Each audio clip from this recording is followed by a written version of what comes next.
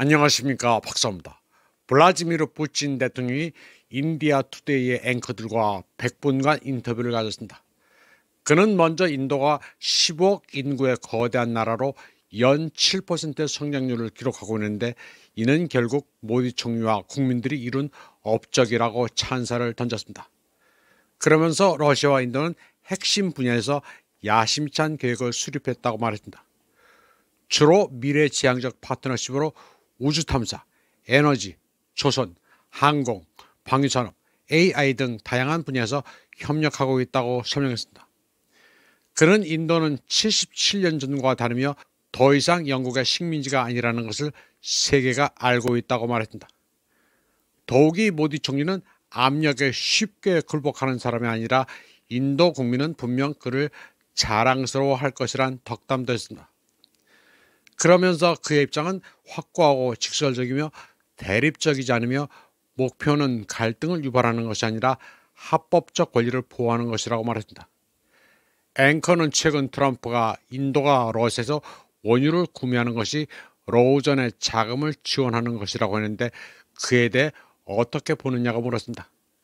그러자 푸틴 대통령은 자신은 남의 나라 정상에 인물평은 하지 않는다면서 평가는 그 나라 유권자의 몫이라고 말했습니다.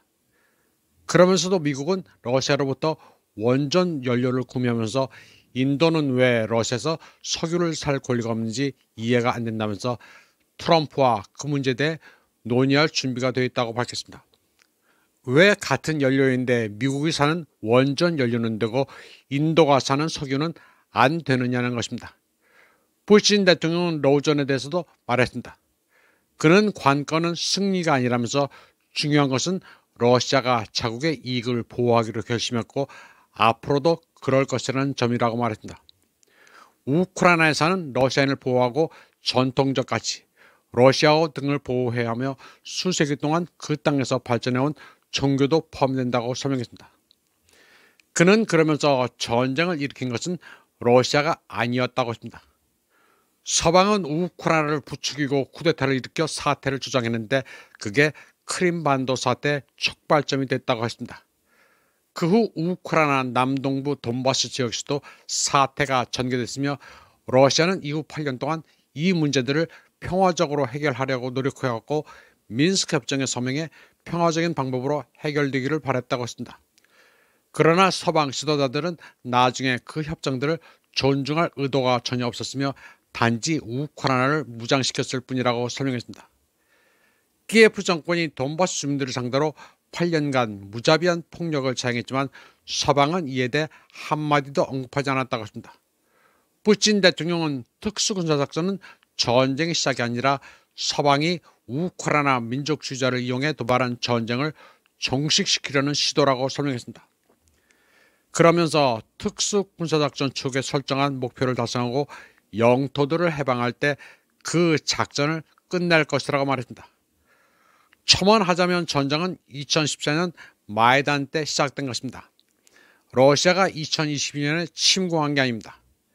또 서구는 1990년대 동쪽으로의 확장은 없다고 약속했지만 그 이후로 여러 차례 확장 물결이 이어졌고 나토가 우크라이나를 유혹했다고 말했습니다. 우크라이나가 독립했을 때 이를 비준한 최초의 문서는 바로 국가주권선언, 우크라이나 독립선언으로 이는 우크라이나의 중립을 명시했다고 말했습니다. 푸틴 대통령은 또 러시아가 서방 수도에 G7에 복귀할 뜻이 없다고 선을 그었습니다.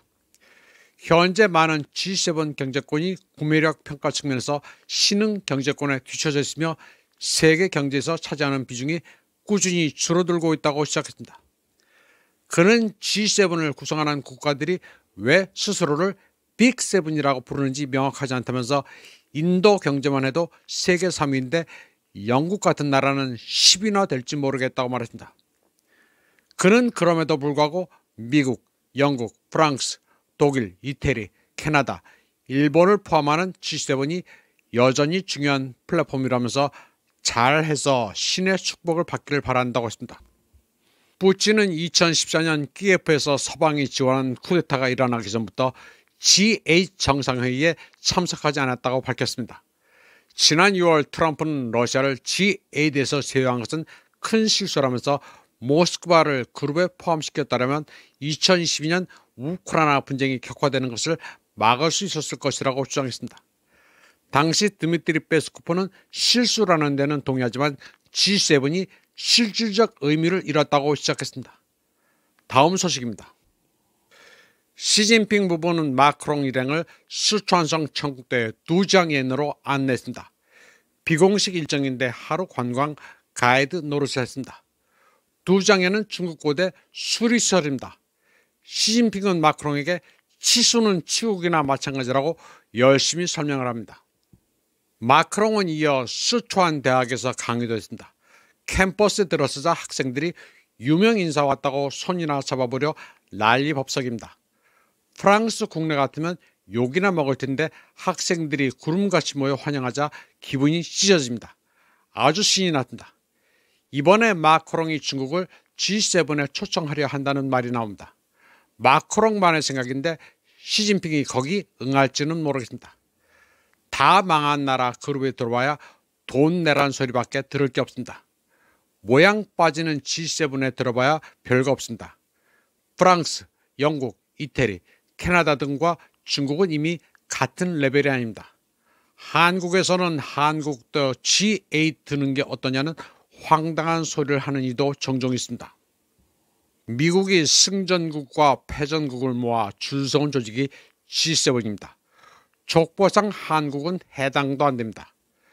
적이 들어간다고 선진국이 아닙니다.